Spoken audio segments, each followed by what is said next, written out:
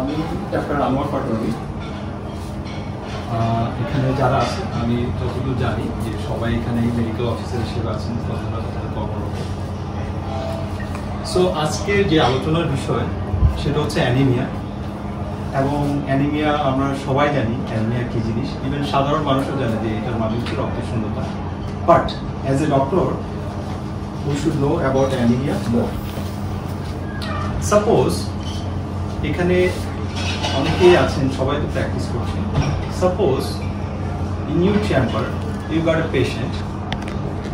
The patient age is 16 years old.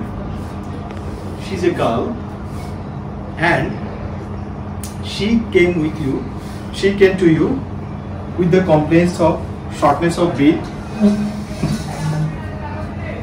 Listen carefully. Okay, I'll ask you the questions at the end. What is your diagnosis? So listen clearly. So she came with you shortness of breath, occasionally irregular increasing of heart rate and irregular increasing of heart rate. Occasionally, sometimes regular, sometimes irregular, but she does not know that.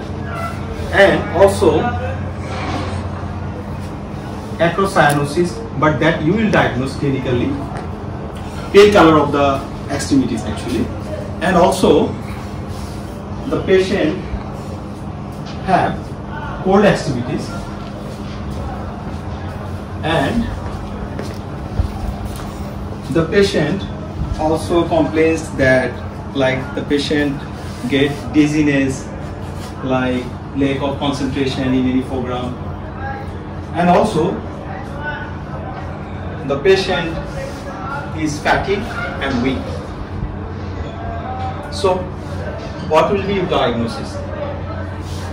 Anyone? Orthi? What will be your diagnosis?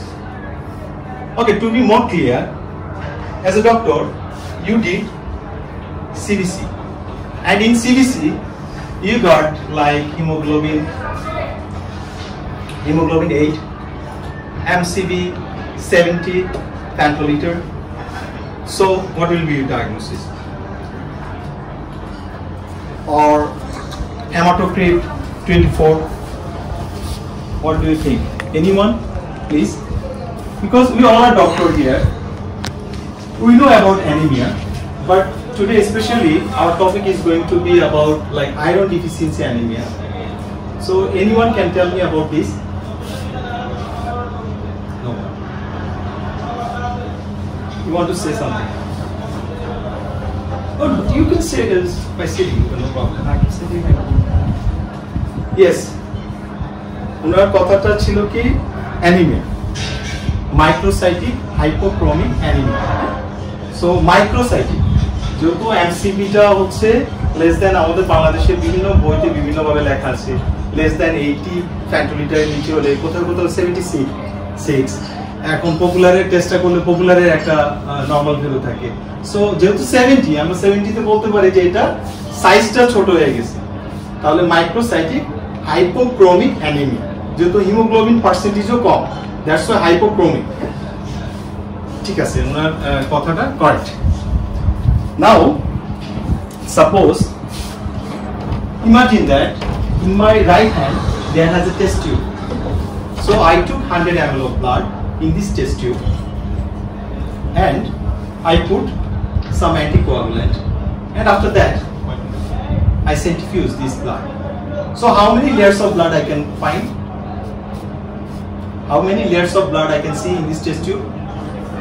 You say 2. Okay. And any more? Anyone? 2? Remember, I put anticoagulant, I say. If I don't put anticoagulant, I will get 2. If I put anticoagulant, then I will get 3 layers. দেখেন আপনারা সাপে কামড়ের পরে নাওয়াডেজ যে কেসগুলো আসে, আপনারা কি করেন? কুইকলি ব্লাড নেন, আপনারা দেখেন যে এটা কি কোয়াগুলেট হচ্ছে কিনা, আর যদি কোয়াগুলেট না হয় তাহলে এটা কি পয়জনাস স্নেক বাইটিং আপনারা সাসপেক্ট করেন একটা নির্দিষ্ট সময়ের পরে। এখন এখানে 3 লেয়ার্স কেন হবে? 3 লেয়ার্স হবে মূলত, আর 2 লেয়ার্স কখন হবে?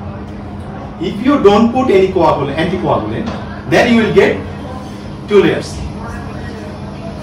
Blood clot হবে, আর হচ্ছে উপরে পাবেন হচ্ছে সিরাম। কেননা যতগুলা, আর প্রথমে আসি 3 লেয়ার্স আমি কেন বলছি। 3 লেয়ার্স হচ্ছে কিভাবে হবে, প্রথমে যেহেতু অ্যান্টিকোয়াগুলেন্ট রিপোর্ট, তাহলে কোয়াগুলেটেড হবে না ব্লাডটা, যেটা ল্যাব টেকনোলজিস্টরা করে অনেক অনেক ক্ষেত্রে।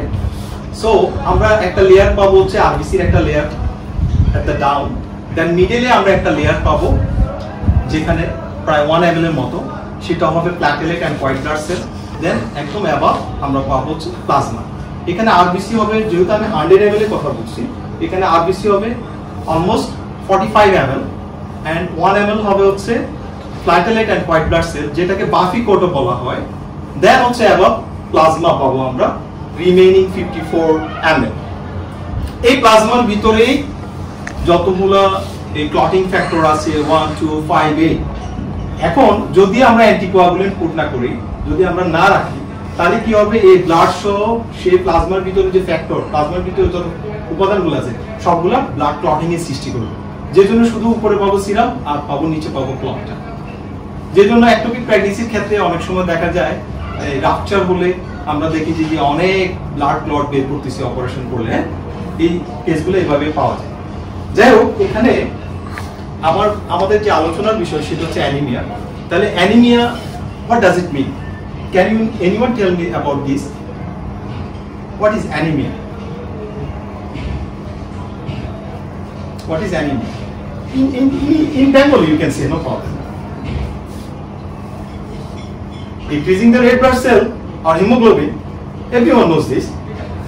So here আমাদের আছে কি 100 ml এর মধ্যে 45 ml হয় এই আরবিসি, রেড ব্লাড সেলটা কমে যাওয়াটাকে আমরা অ্যানিমিয়া বলবো, আর নাইলে হিমোগ্লোবিন।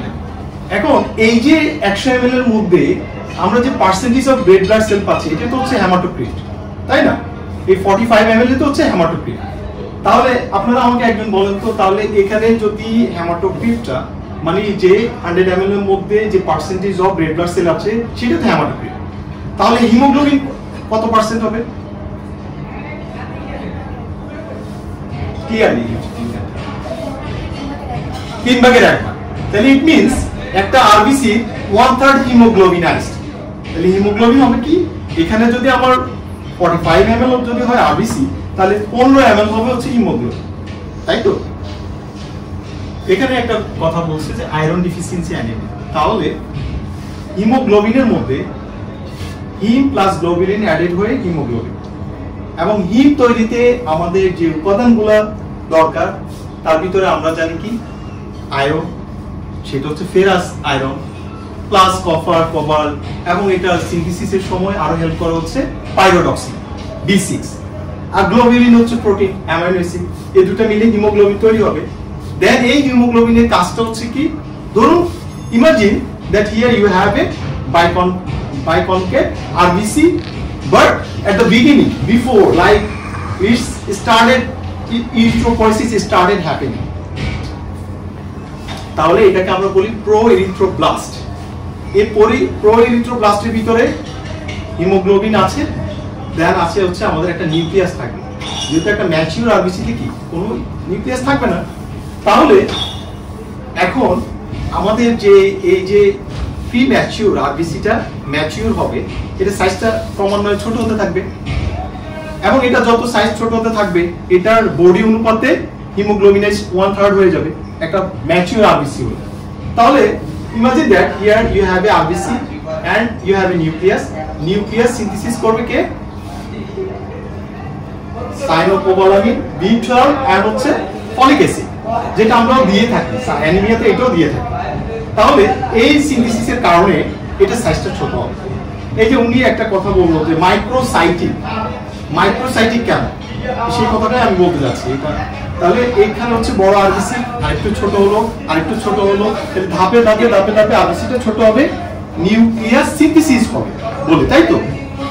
পাশাপাশি বলা হচ্ছে যে এই হিমোগ্লোবিনাইজেশনটাও হয় হিম প্লাস গ্লোবিলিন বাইন্ডিং করে, এটাও কিন্তু একই ধাজে একই সিস্টেমে একই সময়ে হয়, মানে সিনক্রোনাইজিং ওয়েতে, যে নিউক্লিয়াসের যে সিনথেসিস করবে একইভাবে হিমোগ্লোবিনাইজেশন হয়েও ছোট হবে। তাহলে ধরুন আয়রনের ঘাটতি আছে, ফেরাস আয়রনের ঘাটতি আছে, তাহলে যেহেতু ফেরাস আয়রনের ঘাটতি আছে তাহলে হিমোগ্লোবিনাইজেশন হবে না সহজে। কিন্তু আপনার ফলিক অ্যাসিড আছে, B12 আছে, তাহলে কি হবে, যেহেতু সিনক্রোনাইজিং ওয়েতে সামান্তরিকভাবে দুটোটা একসাথে কাজ করবে, এই আয়রনের সাইজটা এই প্রো ইরিথ্রোব্লাস্টটা ছোট হতে হতে হতে ওরা কি করবে, একটা নির্দিষ্ট পর্যায়ে গিয়ে তো আরবিসি তৈরি হওয়ার কথা, এরা আরো বেশি সময় অপেক্ষা করবে যে হিমোগ্লোবিনাইজেশন হয় কিনা, আরো ছোট হয়ে যাবে একটু বেশি। That's why microcytic. কথাটা আমার বুঝতে পারছেন? এখন ধরুন সাপোজ B12 এর ঘাটতি আছে এন্ড ফলিক অ্যাসিডের ঘাটতি আছে, তখন তো দেখা যাবে নিউক্লিয়াস সিনথেসিস হবে না, সাইজটা বড় থাকবে। That's why macrocytic. আর কোনো কিছু নাই নরমোসাইটিক, যেটা আমাদের নরমাল ভ্যালুর মধ্যে থাকে। ম্যাক্রো মানে বড়, উই নো দ্যাট। মাইক্রো মানে ছোট, we know that, microbus. So microcytic মানে যে সাইজটা তুলনামূলক ছোট হয়ে যাবে। তাহলে মাইক্রোসাইটিক অ্যানিমিয়া, হাইপোক্রোমিক অ্যানিমিয়া, অথবা আমরা যেটাকে আয়রন ডিফিসিয়েন্সি অ্যানিমিয়া বলে থাকি, আয়রনের ঘাটতির কারণে মাইক্রোসাইটিক অ্যানিমিয়া হচ্ছে। এখন ধরুন আজকে যে এই প্রোগ্রাম, ধরুন এই প্রোগ্রামে আসার জন্য আপনারা আমাকে প্রশ্ন করতে পারেন যে without showing the slide why I'm saying this kind of things. Actually it's inside of this slide, so if I show you, if I read, you will not maybe concentrate. I think the way I'm saying, you are concentrating the things, you are trying to get the things right. So, and if I read the slide here, almost 31 slides, if I read the slides, it's gonna take like more than even 60 minutes, 60 to 80 minutes. So if I say in brief about the topic, and after that at a glance if we check the slides, we can just finish the things. Even within 1 hour we can finish. So concentrate. Suppose you got the invitation to come this program, this seminar. So you got the invitation to come. So you can, if you don't come, you cannot attend here and you cannot get the benefit.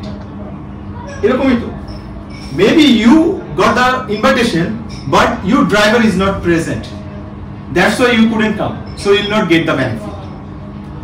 Okay, your driver is present, you got the invitation, you came here but the door is closed, so you cannot enter to the room and you cannot get the benefit. Or maybe you came here because seats are not available, or because of accidental things you needed to move out, so you cannot still get benefit. So if you want to look to the causes of iron deficiency anemia, আমরা কিন্তু iron খাই, ferric iron form. সেটা কি করে, আমাদের স্টোমাকে যায়, আমাদের পেরিনিটাল sell থেকে হাইড্রোক্লোরিক অ্যাসিড নিঃসৃত হয়, সেখান থেকে এই ফেরিক আয়রন Fe3+ থেকে ফেরাস আয়রনে কনভার্ট হয়। হাইড্রোক্লোরিক অ্যাসিড কিংবা অ্যামাইনো অ্যাসিড বা স্করবিক অ্যাসিড এগুলো সহায়তায়। এই জন্য বলা হয় আয়রন অ্যাবজর্বেশনে ভিটামিন সি এর ভূমিকা অনেক বেশি, মানে অ্যাসিডিক কন্ডিশনে আয়রন ভালো অ্যাবজর্ব হয়। তাহলে সে হাইড্রোক্লোরিক অ্যাসিড পাকস্থলীতে এই ফেরিক আয়রনটাকে ফেরাস আয়রনে কনভার্ট করে নিয়ে যাবে আমাদের আপার স্মল ইন্টেস্টাইনের ডিউডেনাল পার্টে, সেখানে গিয়ে আয়রনটা অ্যাবজর্ব হবে। সেখানে আছে DNT1, যেটা হচ্ছে divalent metallic transporter protein, one type of, যেটা কিনা আমাদের সেই ফেরাস আয়রনটাকে ঢুকায় দিতে হচ্ছে ইন্টেস্টিনাল সেলের ভিতরে। দেন ওইখানে এই ফেরাস আয়রনটা বাইন্ড করবে অ্যাপোপ্রোটিনের সাথে, দেন ফেরিটিন তৈরি হবে, দেন ফেরিটিন ফেরোপ্রোটিনের সহায়তায় সেই ইন্টেস্টিনাল সেল থেকে ব্লাডে চলে আসবে। ব্লাডে এসে এটা 25% এটা ইরিথ্রোপোয়েসিসে কাজ করবে। আমরা তো কিছুক্ষণ আগেও ইরিথ্রোপোয়েসিস নিয়ে আলোচনা করছি। দেন 25% লিভারে গিয়ে স্টোরেজ হবে এবং লিভার থেকে হ্যাপসিডিন নামে একটা প্রোটিন তৈরি হবে, যেটা কিনা নেগেটিভ ফিডব্যাক আছে সেই ইন্টেস্টিনাল পার্টের যে সেলটা, সেলের যে দেওয়ালটা যে ফেরোপ্রোটিন, সেই দেওয়ালটাকে ইনহিবিট করবে, বাধা দিবে, যাতে করে আয়রন বেশি নিয়ে নিল সেটা স্টোরেজ থাকে আমার ব্লাডে না আসে। This is why we take the iron. Now আমরা যদি একটা বাচ্চার ক্ষেত্রে, একটা প্রেগন্যান্ট উইমেনের ক্ষেত্রে, একটা অ্যাডাল্টের ক্ষেত্রে আয়রন যদি নাই খাই, ইনভাইটেশন যদি নাই পাই, তাহলে কি আমরা আয়রন আসবেও না, বেনিফিটেড হতে পারবেন না, আপনি প্রোগ্রামেও আসলেন না। কিছুটা বেনিফিটেড হওয়ার থেকেও আপনি বঞ্চিত হয়ে গেলেন, তাই তো? তাহলে আয়রন খেলোই না, ইনভাইটেশনও পেলো না। মানে আয়রন আমাদের যেসব খাবারগুলোতে থাকে সেসব আয়রন সমৃদ্ধ খাবারগুলো বাচ্চা খেলো না, প্রেগনেন্ট উইমেন খেলো না, অ্যাডাল্ট খেলো না, স্কুল গোয়িং স্টুডেন্ট খেলো না। এটা একটা কারণ, তাইলে আয়রন ডিফিসিয়েন্সি অ্যানিমিয়া। আরেকটা কারণ, আপনার গাড়ির ড্রাইভার নেই। মানে যে অ্যাসিডিক কন্ডিশন দরকার, যেমন আমরা নাওয়াডেজ পিপিআই লিখে দিই মেডিসিনে প্র্যাকটিস করলে, হ্যাঁ, তাহলে দেখা যায় যে কি আমাদের যে অ্যাসিড সিক্রেশন হয় সেটা অনেক সময় দেখা যায় যে অনেক সময় অনেক ডিক্রিজও হয়ে যায়। কিংবা আমরা পর্যাপ্ত পরিমাণে ভিটামিন সিও খাচ্ছি না, তাহলে আমাদের সে ক্যারিয়ার নাই, ড্রাইভার নাই, তাহলেও আমরা প্রোগ্রামে আসতে পারবো না, আয়রন অ্যাটেন্ড করতে পারবে না, তাহলে ইরিথ্রোপোয়েসিস হবে না, বেনিফিটেড হতে পারবো না। এখন সবই আছে, কিন্তু আসে দেখি যে দরজা বন্ধ হয়, সেটা because of worm diseases, different kind like Crohn disease, IBS, irritable bowel syndrome, চলে গেল, বের হয়ে গেল, অ্যাবজর্ব হলো না, খেলাম, বের হয়ে গেল। কিংবা দরজা বন্ধ, আমার যে সে প্রোটিন ডিএমটি প্রোটিন দরকার সেটাই নাই কোনো না কোনো কারণে, তাহলেও তো সেই রুমের মধ্যে ঢুকতে পারলো না, তাহলেও বেনিফিটেড হতে পারলো না। আয়রন খেলো, আসলো, হাইড্রোক্লোরিক অ্যাসিডও আছে, তাই তো? এরপরে ভিতরে ঢুকলো, রক্ত তৈরি হলো। আপনারা তো সবাই জানেন যে কখন আমাদের ইরিথ্রোপয়েসিস বেশি হয়, কেউ কি জানেন? বলবেন আমাকে ইরিথ্রোপয়েসিস কখন বেশি, মানে আমাদের রেড ব্লাড সেল তৈরিটা কখন বেশি, কখন আমাদের রেড ব্লাড সেল তৈরি হয় বেশি, কেউ কি বলতে পারবেন? মেইনলি দুটো কন্ডিশনে রেড ব্লাড সেল বেশি তৈরি হয়। মেইনলি বলা হয় যে একটা পার্সন যদি হাইপক্সিক হয়, বিশেষ করে যদি পাহাড় এলাকায় যায়, হ্যাঁ, ওইসব জায়গায় মানে হাইপক্সিয়ার ক্ষেত্রে বেশি হয়। এন্ড হচ্ছে ব্লিডিং ক্যান পোস্ট অপারেটিভ কেসের ক্ষেত্রে হতে পারে যে আপনার এখন দরকার রেড ব্লাড সেল বেশি দরকার, তাই আমাদের ইরিথ্রোপয়েটিন সিক্রেটেড হবে কিডনি থেকে বেশি, তখন রেড ব্লাড সেল তৈরি হবে বেশি আমাদের বডি তখন। আর এমনিতে বলা হয় যে পুরুষদের ক্ষেত্রে testosterone can increase the erythropoietin secretion and estrogen decreases, সেগুলো কিছু রিজন আছে এন্ড অলসো কিছু হরমোনও আছে রেসপন্সিবল ফর দ্যাট। তাহলে আসেন, এই যে একটা কথা বললাম যে আয়রন নিল, সবই নিল, লাস্ট তৈরিও হলো, এখানে প্রোগ্রামে আসলো, কিন্তু ব্লিডিং হলো রোড ট্রাফিক অ্যাক্সিডেন্টের কারণে কিংবা অপারেশনের কারণে, তাহলে তো বের হয়ে গেল। RBC couldn't do any function. What's the function of RBC? Okay? Very easy. Everyone knows about that. To carry the oxygen. It carries oxygen to the cell. And that's why it got biconcave shape. দুটো অবতল shape এর মধ্যে আছে। এবং এই শেপের জন্য কিন্তু responsible so many nutrients. যখন সেই লিপিড যে সেল আরবিসির উপর না থাকে, তখন তো আরবিসি স্পেরোটোসাইট ফর্ম করবে এবং এটা ভেঙে যাবে লিভারে, স্প্লিনের ভিতরে গিয়ে। যাই হোক, তাহলে এই যে কথাটা বললাম, মূলত এখন আপনারা অলরেডি জানেন যে কি কি কারণে মূলত আমাদের আয়রন ডিফিসিয়েন্সি হতে পারে। সে হয় ইনভাইটেশন পেলো না, আয়রন খেলো না, তাহলে আয়রন সমৃদ্ধ খাবারগুলো কি কি? আয়রন সমৃদ্ধ খাবার হচ্ছে সি ফুডে আছে মিটে, আমরা এই যে কোরবান গেল গরুর মাংস, ছাগলের মাংস, ভেড়ার মাংস, পোল্ট্রি। এখন বলা হয় যে ফার্মের মুরগিগুলোতে ঝামেলা আছে, যেহেতু অনেক কম সময়ের মধ্যে ইনজেকশন দিয়ে বড় করে এবং অনেক অ্যান্টিবায়োটিক অ্যাপ্লাই করে। আমি একটা ইয়েতে গেছিলাম, একটা ফার্মে গেছিলাম, উইদিন 2 উইকস তারা বড় করে ফেলে, 1.5 থেকে 2 কেজি হয়ে যায়। তাহলে এটা অবশ্যই ক্ষতিকর। এটা আমাদের এখন নাওয়াডেজ ক্যান্সারের জন্য একটা রেসপন্সিবল, এই পোল্ট্রি মানে ফার্মের মুরগি বড়গুলো খাওয়া বা মুরগিগুলো খাওয়া। সো এই যে এগুলাতে পাওয়া যাবে, এবং পাওয়া যাবে হচ্ছে কি, যেসব ফ্রুটস গুলা আপনি কাটলে কালো হয়ে যায়, যেমন কলা কাটলে কি কালো হয়ে যায়, হ্যাঁ, তারপর বানানা যেমন হচ্ছে আপেল কাটলে কি কালো হয়ে যায়, যে এগুলাতে আয়রন আছে প্রচুর পরিমাণে। দেন আছে যেন ডার্ক লিপি Greens vegetables some kind like হচ্ছে আমি বলতে পারি ল্যান্টিনস আছে, পুঁই শাক, পালং শাক, এইসব জিনিসগুলাতেও কিন্তু আয়রন আছে প্রচুর পরিমাণে। সো এইসব জিনিসগুলো যদি আমরা নাই খাই, তাহলে আমাদের আয়রন ডিফিসিয়েন্সি অ্যানিমিয়া হওয়ার সম্ভাবনা আছে। এটা একটা। তাহলে আরো হচ্ছে কারণ হচ্ছে পাশাপাশি আমাদেরকে ভিটামিন সি খেতে হবে, একটা অ্যাসিডিক কন্ডিশন থাকতে হবে, পিপিআই লং টাইম ইউজ করলে পিপিআইটা উইদাউট মানে ডক্টর কনসালটেশন আমরা বলবো যে এটা কখনোই খাবেন না ফার্মেসি থেকে নিয়ে। এটা ডক্টর যখন বুঝবে যে তার আছে, তার পেপটিক আলসার ডিজিজ আছে বা ইরোশন আছে, গ্যাস্ট্রাইটিস আছে, at that time doctor will apply that. কারণ peptic ulcer disease also the reason for iron deficiency anemia. When there will be ulcer and the things iron cannot absorb, so we should give the drug also. আমার কাছে একবার এক patient আসছিল long time আগে, আমি বলছি যে দেখেন জান বাঁচানো ফরজ, আপনার যেহেতু ওই ডাক্তারে সাজেস্ট করছে বাচ্চার মা যে আপনার পেপটিক আলসার ডিজিজ আছে, ইনডাইরেক্টলি এই পেপটিক আলসার ডিজিজটা can lead to the perforation and also intra abdominal bleeding and then death. তাহলে আপনি যদি এখন রোজা না রেখে যদি খান টাইমলি ডাক্তারের পরামর্শ ক্রমে, এই রোজা আপনি বাঁচতে পরেও রাখতে পারবেন। আপনার আলসারটা যদি যায় তাহলে তো জান বাঁচানোই হলো ইনডাইরেক্টলি। তাহলে তো জান বাঁচানো ফরজ মানে কি, আপনি একটা ফরজ রোজা রাখতে পারলেন না, এখন আগে তো আপনি বাঁচবেন, আপনি তো রোজা রাখার জন্য তো সুস্থ হতে হবে, তাই না?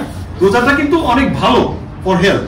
তাহলে এই হেলথে ভালো করতে গিয়ে আপনি খারাপ করে ফেললেন, যেখানে আপনার মৃত্যু ঝুঁকি আছে, আপনি জানেন ইউ ক্যান ডাই। তাহলে তো এই ক্ষেত্রে তো আমি মনে করি যে, আমি জানি না হুজুরে কিভাবে বলবে, আমি বলতেছি যে আপনার রোজাটা ফরজ না, আপনার জন্য ডাক্তারের প্রেসক্রিপশনটা ফলো করাটা হচ্ছে ফরজ। লং টাইম আগে একটা পেশেন্টস গার্ডিয়ান আমার কাছে আসছিল, আমি এভাবে বলছিলাম। সেটাও একটা কারণ হতে পারে যেখানে অ্যাবজর্ব হবে। আপনারা জানেন যে ইন্টেস্টিনাল ক্যান্সার হলে আমাদের ইন্টেস্টিনাল বিভিন্ন পার্ট কেটে ফেলি, আপার পার্ট লোয়ার পার্ট কেটে ফেলি, তাহলে সে জায়গায় থাকলো না। worm can interrupt, hookworm can interrupt to absorb the iron. তাহলে hookworm একটা কজেস, আমি এখন এখানে কজেস গুলো বলতেছি যে কি কি কজেস এর কারণে আয়রন ডেফিসিয়েন্সি অ্যানিমিয়া। একটা প্রেগন্যান্ট উইমেন মা, তার ব্লাড ভলিউম বেড়ে গেল, তাহলে সেই অনুপাতে তার তো আরবিসিও তো বাড়তে হবে, ক্যারি করতে হবে, বাচ্চার ফিটাসের শরীরেও তো অক্সিজেন ক্যারি করতে হবে। তাহলে তখন দেখা যায় যে কি ফিজিওলজিক্যাল ডিমান্ড বাড়ে আয়রন, যেহেতু আরবিসি তৈরি করতে হবে, তখনও আয়রন ডেফিসিয়েন্সি অ্যানিমিয়া ভুগতে পারে। দ্যাটস ওয়াই যারা গাইনিতে প্র্যাকটিস করতেছে তারা বিশেষ করে আয়রন সাপ্লিমেন্ট দিয়ে থাকে প্রেগন্যান্ট উইমেনদের। একটা বাচ্চা দুধের মধ্যে কিন্তু পর্যাপ্ত পরিমাণে আয়রন পায় না, ব্রেস্ট ফিডিং। তো আমরা যদি কখনো সিবিসি বা ক্লিনিক্যালি পাই, এখানে এট দ্য এন্ড একটা নিশা কার্ড নিয়ে আলোচনা করছে। আপনাদের কারো কি আইডিয়া আছে নিশা কার্ড? এটা মূলত হচ্ছে non invasive screening of anaemia. Its discovered by a scientist of ICDDRB. আমাদের যেরকম আইসিডিডিআরবি তে ওআরএসটা ডিসকভার করছে, সেই রকমই নিশা একটা কার্ড, যেখানে হচ্ছে ওই বিভিন্ন ক্যাটাগরিতে 4টা ক্যাটাগরিতে ভাগ করছে, যে আমরা চোখটাকে সাথে ওই কার্ডে কম্পেয়ার করে দেখব যে পেশেন্টের অ্যানিমিয়া আছে কিনা, and if you suspect that there is anaemia will give the CBC test. ওটা নিয়ে লাস্টে এট দ্য এন্ড আপনাদেরকে আমি বলছিলাম একটা কার্ড আনার জন্য, যারা দেখেন নাই, আমিও এটা কিন্তু আগে জানতাম না অ্যাকচুয়ালি। সো এই নিশা কার্ড যারা প্র্যাকটিস করতে চায় করতে পারে, তবে আমি মনে করি ইটস ইউর ওন ডিসিশন। এবং অনেকে ক্লিনিক্যালি চোখের দিকে তাকিয়ে বলতে পারে, যেমন আজকে কিন্তু আমি অ্যানিমিক অনেকগুলো বাচ্চা পাইছি, দেখে বলতে পারে যে দিস পেশেন্ট ইজ অ্যানিমিক, আমরা দেখে বলতে পারি, তাহলে সেটা একটা কারণ হতে পারে। তাহলে হুকওয়ার্ম ক্যান, এবং কিছু ড্রাগও আছে যেটা কিনা আয়রন অ্যাবজর্পশনে ইন্টারাপ্ট করতে পারে। তাহলে এগুলো হচ্ছে কারণ। দেন আমরা জানি যে ব্লিডিং, এসব হচ্ছে কারণ। বাচ্চাদের ক্ষেত্রে, একটা মেয়ের ক্ষেত্রে পুবার্টির সময় কি হয়, তার ব্লিডিং হয়, মেনস্ট্রুয়াল হেভি মেনস্ট্রুয়াল ব্লিডিং হলে তাদেরও আয়রন ডিমান্ড থাকে বেশি। এবং দেখা যায় যে টিনেজরা কি করে, এরা আসক্ত হচ্ছে কিছু ফাস্ট ফুড টাইপ অফ ফুডের ক্ষেত্রে, বার্গার, রোল, যেগুলোতে পর্যাপ্ত পরিমাণে পুষ্টিগুণ থাকে না, ফেরিক আয়রন থাকে না, and because of that they suffer from iron deficiency anemia too. So এখন আপনারা বুঝছেন যে অলরেডি কজেস গুলো, এগুলো আপনারা জানেন অলরেডি, আপনারা এগুলো জানেন। সো আপনারা এগুলো অনুসারে তো এটা প্রিভেনশন হবে। আয়রন ঘাটতি আছে, আয়রন যেগুলো আছে খাবারগুলোতে সেগুলো খেতে বলবো, তাই তো? যেসব খাবার আয়রন আছে, বাচ্চার ক্ষেত্রে হোক, প্রেগন্যান্ট উইমেনের ক্ষেত্রে হোক, বা আমরা যদি দরকার হয় সাপ্লিমেন্ট দিব। এটাই তো আমাদের প্রথম ট্রিটমেন্ট হওয়া উচিত। বা যদি ভিতরে কোনো প্রবলেম থাকে সেটাও আমরা উদ্ঘাটন করার চেষ্টা করব, যে ভিতরে কোনো ড্রাইভার কোনো নাই নাকি কোনো ওয়ার্ম আছে কিনা বাচ্চাদের ক্ষেত্রে, সেগুলো মানে যেখানে যেখানে প্রবলেম সেটা সলভ করলে তো প্রিভেনশন এন্ড ট্রিটমেন্ট হয়ে যায়, তাই তো? তাহলে আর প্রথমে যে কেসটা বলছিলাম একজন অলরেডি উত্তরে দিছে, যেগুলো আমি বলছি আরো স্পেসিফিক করতে গেলে আয়রন ডিফিসিয়েন্সি অ্যানিমিয়ার ক্ষেত্রে কয়েলোনুকিয়া থাকে, মানে হচ্ছে নেলটা স্পুন লাইক নেল থাকে, এটা বিশেষ করে ক্রনিক আয়রন ডিফিসিয়েন্সি অ্যানিমিয়ার ক্ষেত্রে দেখা যায়। আর যেহেতু একটা মেয়ের ক্ষেত্রে বলছিলাম, প্রথমে আমি যে কেসটা বলছিলাম, actually case I made it actually, there wasn't any case, there is not any case inside of these slides, so এখানে ওই কেসের রিলেটেড কথাগুলো আলোচনা করা হয়েছে। তাহলে মোটামুটি আয়রন ডিফিসিয়েন্সি অ্যানিমিয়া সম্পর্কে আমাদের সবকিছুই মোটামুটি বলা হয়ে গেছে। Now let's check the slides at a glance and after that we will finish and I will talk a bit about the Nisha card. So this is the first slide. এখানে ওদের notice, যেটা যে নোটিশটা ওরা দেখছে Nestle আসলে কোনো highlight টাইলাইট করে না এইসব নিয়ে। আর এখানে যেটা ইম্পর্টেন্স অফ ব্লাড আপনারা জানেন, ইট ক্যারিজ অক্সিজেন আদার যে গুরুত্বগুলো, যেটা fight white blood cell fight against, এগুলো আর কি, এগুলো very simple things. As a doctor you should not know this kind of things, you should know deep inside of this things, there are so many things. So আপনারা জানেন যে blood white blood cell fight against infections, platelet যেটা রক্ত জমাট বাঁধতে সহায়তা করে, and also red blood cell carry oxygen, those kind of things. Anemia, causes of anemia, what is iron deficiency anemia, symptoms of iron deficiency anemia, causes of ashi, why blood is important. এখানে আমি যেটা বলছি এই যে আনএগারু suppose blood নিলেন, যেখানে আমি বলছিলাম এই কোডটাকে বলা হয় মূলত বাফি কোড। হ্যাঁ, যারা এখানে এমবিএফসিটিএস করতেছেন তারা প্রিপারেশনের জন্য নিশ্চয়ই বাফি কোড সম্পর্কে পড়ছেন। হ্যাঁ, এখানে white blood cell and platelet থাকে, এখানে 4% দিছে, actually it's gonna be like 1%, হ্যাঁ, not 4%, 1% is gonna be, so they wrote 4%, এখানে হচ্ছে 45%, হ্যাঁ, আর হচ্ছে বাকিটা হচ্ছে প্লাজমা, হ্যাঁ, 54%।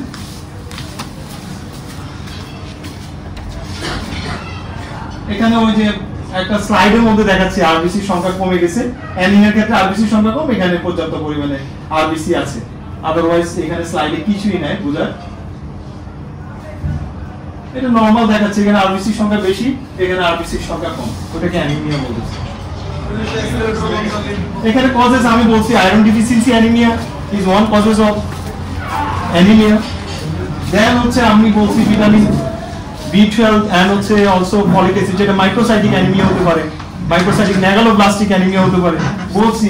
ক্রনিক ডিজিজ, ওই যে এইচআইভি এইডস কিংবা আইবিএস, এগুলোর ক্ষেত্রে হতে পারে।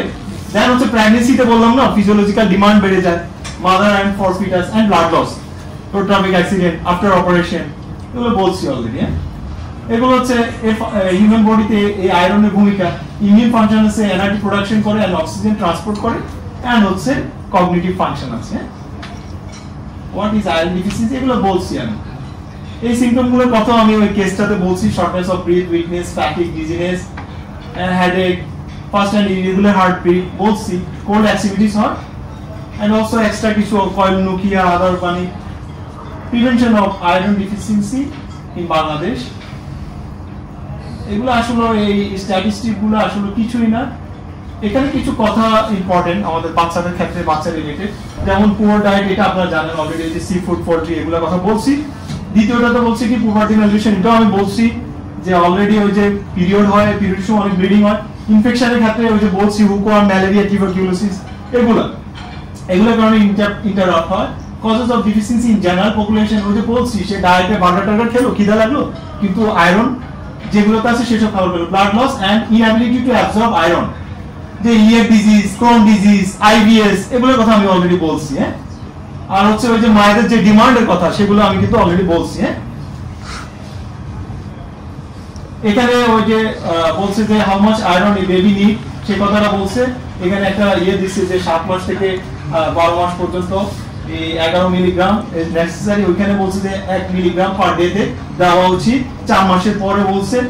এবং এখানে যে ফর্মুলা যে ফিডিং, যেসব বাচ্চাগুলো মায়ের বুকে দুধ পায় না বিভিন্ন কারণে, ওইসব বাচ্চাদের ক্ষেত্রে বলতেছে যে এই ফর্মুলা যে ফিডিং মিল্ক আছে সেখানের মধ্যে পর্যাপ্ত পরিমাণে আয়রন আছে, সেটা বলতেছে। ওই যে ইনঅ্যাডিকুয়েট, পর্যাপ্ত পরিমাণে আয়রন না নিলে, আর র‍্যাপিড গ্রোথ। এখানে একটা বাচ্চাদের ক্ষেত্রে আরেকটা কথা বলছে, বাচ্চাদের যেহেতু গ্রোথ এন্ড ডেভেলপমেন্ট খুব দ্রুত গতিতে হয়, তাহলে আয়রনের ভূমিকা প্রচুর। হ্যাঁ, what is growth and what is development? Do anyone know? Okay, you know, you are shaking your head, so you tell me. We all are doctor, you can tell, no problem. Exactly, it's very easy things. Growth হচ্ছে physical, একটা বাচ্চার সে বড় হচ্ছে, তার ব্রেনটা বড় হচ্ছে, এটা হচ্ছে গ্রোথ। কিন্তু ব্রেনের ফাংশনটা, যে কাজ, যে একটা বাচ্চা 8-9 মাসের সময় হামাগুড়ি দিচ্ছে, একটা বাচ্চা 1 বছরের পাশাপাশি সময় বসতেছে উইদাউট এনি সাপোর্ট, একটা বাচ্চা এই 13-14 মাস কিংবা 15 মাসের সময় হাঁটতেছে, কোনো বাচ্চা আর্লিয়ার হাঁটতেছে, এগুলো হচ্ছে তার ডেভেলপমেন্ট উইদাউট এনি সাপোর্ট, এগুলো হচ্ছে ডেভেলপমেন্ট। একটা বাচ্চা দা পাপা মাম্মা এই শব্দগুলো তৈরি করতেছে 1.5 বছর বয়সে, এগুলো হচ্ছে তার ডেভেলপমেন্ট। একটা বাচ্চা সোশ্যাল স্মাইল থাকতেছে after 3 months with his or her mother, এগুলো হচ্ছে ডেভেলপমেন্ট, তাই না? এখন do you have any question? এখন এখানে যখন বলা হয় বাচ্চাদেরকে আমরা যখন কমপ্লিমেন্টারি ফিডিং দিব আফটার 6 মান্থ, হ্যাঁ, তখন আমরা ওইভাবে খিচুড়িটাকে তৈরি করব যেখানে আয়রনের কোনো ঘাটতি যাতে না থাকে। আমরা তার খিচুড়িতে আমরা দিয়ে দিতে পারি হচ্ছে ওই যে ডার্ক গ্রিন লিভস গুলা, পাতাগুলা, যেমন পুঁই শাক দিয়ে দিতে পারি আমরা তার যে খিচুড়িটা তৈরি করব। সেখানে আমরা মিটটাকে ম্যাশড করে দিতে পারি, কারণ একটা বাচ্চা একটু চপিং টাইপ অফ খাবার খেতে পারে 8-9 মাসের পরে। আমরা জানি যে প্রথমে হচ্ছে সে ম্যাশ টাইপ অফ খাবার খাবে কমপ্লিমেন্টারি ফিডিং এ আফটার 6 মান্থস। তাহলে প্রথমে কমপ্লিমেন্টারি ফিডিং এ আমাদের কনফার্ম করতে হবে যে আয়রনের কোনো যাতে ডিফিসিয়েন্সি না থাকে। It does not mean that শুধু will give the iron. No, there are so many things in complementary feeding. We should give also other things also. So এখানে দুটো কথা, একটা হচ্ছে তাদের যেহেতু র্যাপিড গ্রোথ হচ্ছে এন্ড ডেভেলপমেন্ট হচ্ছে, তাহলে আয়রনের ভূমিকা অনেক। যেহেতু একটা কোষের মধ্যে এই আয়রন না হলে একটা আরবিসি ঠিকমতো ফর্ম হবে না, এবং একটা আরবিসি না ফর্ম হলে অক্সিজেন সাপ্লাই যাবে না, অক্সিজেন সাপ্লাই হবে না, কোষটা সুস্থ থাকবে না। তাহলে দুটোর আয়রনের ভূমিকাটা দুই ক্ষেত্রেই আছে আমাদের। হ্যাঁ, তাহলে আরেকটা জিনিস হচ্ছে খাবারটা দিলাম তাকে, মানে সেখানে আয়রন আছে বা অন্যটা নাই, বা অন্যটা আছে আয়রন নাই, তাহলেও হবে না। আমাদেরকে কি হবে, ডিফারেন্ট টাইপ অফ, মানে একই ধরনের খাবার দিলাম তাহলেও হবে না, এবং খাবারটা একটা টাইম বেশি দিয়ে দিলাম তাহলেও হবে না। তাকে একটা ভেঙে ডিফারেন্ট টাইম ডিফারেন্ট ছোট ছোট পোর্শনে দেওয়া। এবং আমাদের দেশে আমরা সত্যি কথা বলতে কি, আমরা খাই হচ্ছে 3 বেলা। যখন ব্যক্তিগতভাবে আমি নিজেই 3 বেলা বেশি খেতে পারি না, বাট টাইম পাই না। We are very very busy. আমরা টাকার বিষয়টা ছুটে, কিন্তু আমাদের স্বাস্থ্য যে ক্ষয় হয়ে যাচ্ছে, শেষ হয়ে যাচ্ছে, উই ডোন্ট নো দ্যাট। সকালবেলা ব্রেকফাস্ট করি, দুপুরবেলা খাই, অনেক কষ্ট করে আসি, এরপর বিকাল বেলা তো নাস্তা করলে তো আবার রাতের বেলা খিদা লাগবে না, সো রাতের বেলা খাই। এই 3 বেলায় হয়। কিন্তু বাইরের দেশের মানুষ কিন্তু এরকম করে না। ওরা 5 থেকে 6টা পোর্শনে ভেঙে খাবার খায়, এবং কম পোর্শনে খায়, লিভারটা যাতে ডিটক্সিফাই করতে পারে ইজিলি, তারা ভেঙে খায়। এবং তাদের অ্যাক্টিভিটিসও মোর, তাদের থেকে কিন্তু আরো বেশি পায়। তারা খাবার নিয়ে আসে, আমি দেখছি অনেক, তারা খাবার নিয়ে ছোট টিফিন বক্সে তারা খাবার নিয়ে আসে, সকালবেলা খায়, দেন হচ্ছে এই 11টা-12টার দিকে খায়। আর আমাদের দৈনন্দিন জীবনে বর্তমান যুগে যে সিস্টেমগুলো আমাদের চালু হয়ে গেছে, বাংলাদেশে মেজরিটি প্রফেশনে দেখা যায় যে আমরা late night we go to the sleep. এই যে আজকে প্রোগ্রাম শেষ হতে 10টা, এরপরে খেতে 11টা, এরপরে ঘুমোতে 12টা, মোবাইল টিপলে আরো কিছু সময় চলে যাবে। কিন্তু আমি শিলং সিটিতে গিয়ে দেখি কি, ওইখানে আমরা লেটে ঘুমালাম, কিন্তু আমাদের পার্শ্ববর্তী রুমে কলকাতার টুরিস্টরা, ওরা সকালবেলা, ওরা হিন্দু ধর্মের, ফজর নামাজও পড়া লাগে না ওদের, ওরা সকালবেলা দিনের আলোর সাথে সাথে ওরা উঠে আমাদের ঘুম ভেঙে দিচ্ছে। এমন শিলং এ রাতের 10টা বাজে রেস্টুরেন্ট অফ, এটা মেঘালয় রাজ্যের ক্যাপিটাল, রেস্টুরেন্ট অফ তো অফে, মানে কোনো কথা নাই, কোনো এক্সকিউজ নাই। ওদের যে এই যে গ্রোসারিজ দোকানগুলো 8টার পরে অফ, শপিং মল 9টার পরে অফ। আজকে সানডে কোনো দোকান খোলা থাকবে না। আপনার ডাল চাল যে যা খায়, যা নিবেন আপনি স্যাটারডেতে নেন। আমি যেদিন সানডেতে ব্যাক করব, আমি ওইটার মেঘালয় রাজ্যের কোথাও আমি কোনো দোকান খোলা পাইনি। মানে তারা উইকেন্ডকে এনজয় করতেছে, কাজে লাগছে, প্রয়োজনে পড়বে, প্রয়োজনে আড্ডা দিবে, আত্মীয় বাড়িতে যাবে। আর আমাদের কত হচ্ছে, আমরা সপ্তাহে 7 দিনে কাজ করি, কিন্তু স্টিল আমরা অনেক পিছনে। Whatever, this is not my topic. The thing is দিনের আলোর সাথে কাজ শুরু করলে বেটার। দিনের আলোর সাথে যখন আমরা শুরু করব, সকালবেলা ফজর পরে কাজ শুরু করব, তাহলে আমাদের ডেইলি অ্যাক্টিভিটিস বাড়বে and we can go to the early bed also and also our activities বাড়বে। আমাদের দেশও অনেক কিছু পাবে, যে জিনিসটা আমরা এখন ডাক্তার হয়েও নাওয়াডেজ করি না, যে জন্য আমাদের বডি, আমাদের অল্প বয়সে আমাদের যে হরমোনাল সিস্টেম নষ্ট হয়ে যাচ্ছে, আমাদের ফ্যাট ডিপোজিশন হচ্ছে, এগুলা out of this topic, sorry for that. Okay, আমরা কন্টিনিউ করি। এখানে প্রায় শেষ, যেগুলোকে আমরা পাবো বলছি। আর আমাদের এখানে বলছি চা কফি কিন্তু আমাদের ইন্টারাপ্ট করতে পারে আয়রন অ্যাবজর্বেশনে। সো আমরা 1 ঘন্টা, এখানে নাই কথাটা, আমরা সবসময় 1 ঘন্টা আগে পরে খাবারে আমরা অ্যাভয়েড করার চেষ্টা করব চা কফি। যদিও আমরা সকালবেলা ব্রেকফাস্ট করে কফি খেতে পছন্দ করি, আমি নিষেধ করব না, because I also take this things every day also. কেননা আমাদের তো তাড়াতাড়ি যেতে হবে, এর রাউন্ড দিতে হবে, চেম্বার করতে হবে, তাহলে আমাদের ব্রেনে অ্যাক্টিভিটিস না বাড়লে তাহলে রাউন্ডটাও ভালো হবে না, তাই না? আমাদের ঘুম ভাব থাকলে তো ভালো লাগবে না, তাই না? তো আসলে ব্রেকফাস্টটা একটু আগে করলে, তো এরা কি করে আয়রন অ্যাবজর্বেশনে ইন্টারাপ্ট করে। হ্যাঁ, তো এই কথাগুলো বলছে চা কফিটা আমরা অ্যাভয়েড করবো 1 ঘন্টা আগে পরে, ঠিক আছে? খাবার খাওয়ার 1 ঘন্টা আগে পরে। আর হচ্ছে ওই যে টাইমিং এর যে কথাটা বললাম, যে টাইম ভাগ করে করে একটা নির্দিষ্ট সময় দিতে হবে। আমি খেয়ে ফেললাম একসাথে, অনেক খেয়ে ফেললাম, লাভ নেই। আর আমি খাবো ডিফারেন্ট পোর্শনে ভাগ করে খাবো, ডিফারেন্ট টাইপ অফ জিনিস খাবো। আমি শুধু মাংসই খাবো, মাংসতেই আয়রন আছে, গরুর মাংসই খাবো, তাইলে তো আমার শরীরও চাইবে না মাংস খেতে। সো এগুলো বলছে, এক্সকিউজ মি, নিশা কার্ড আমি অলরেডি বলছি, non invasive screening test of the anaemia. এই হচ্ছে কার্ড আনছেন আপনি? সরি, সো এটাই কার্ড। হ্যাঁ, উনি কার্ড আনে নাই, আপনারা যদি চান, ওনারা তো আপনাদের চেম্বারে যায়, উনি আপনাদেরকে কার্ডটা, আমি বলছিলাম যে আপনাদের যাদের পছন্দ তারা ইউজ করবেন, যাদের পছন্দ না তারা ইউজ করবেন না, because that doctor also as like as us, he is also doctor. Every doctor is kind of like a scientist.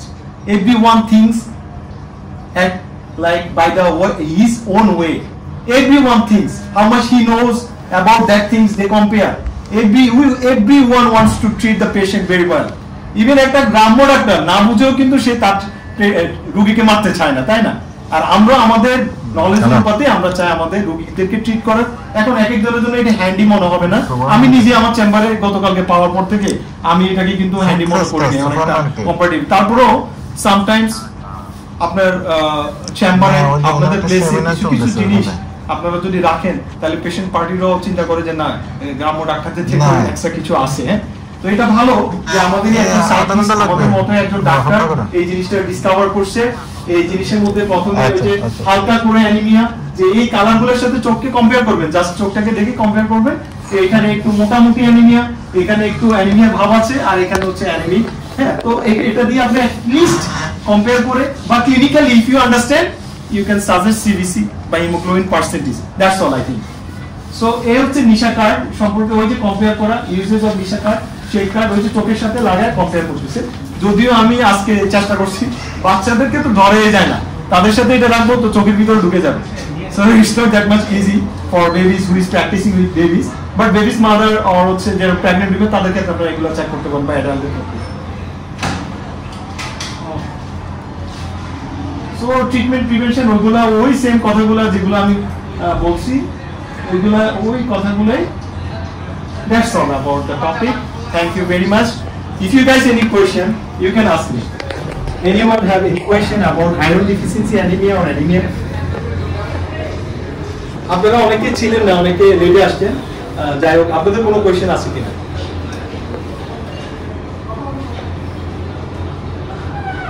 তাহলে 40 মিনিট লাগছে, স্লাইড পড়লে আরো বেশি সময় লাগতো, 40 মিনিটের মতো লাগছে। So if you do not have any questions, so I'm going to finish. Thank you very much. Thanks for concentration. So good luck for everyone. Allah.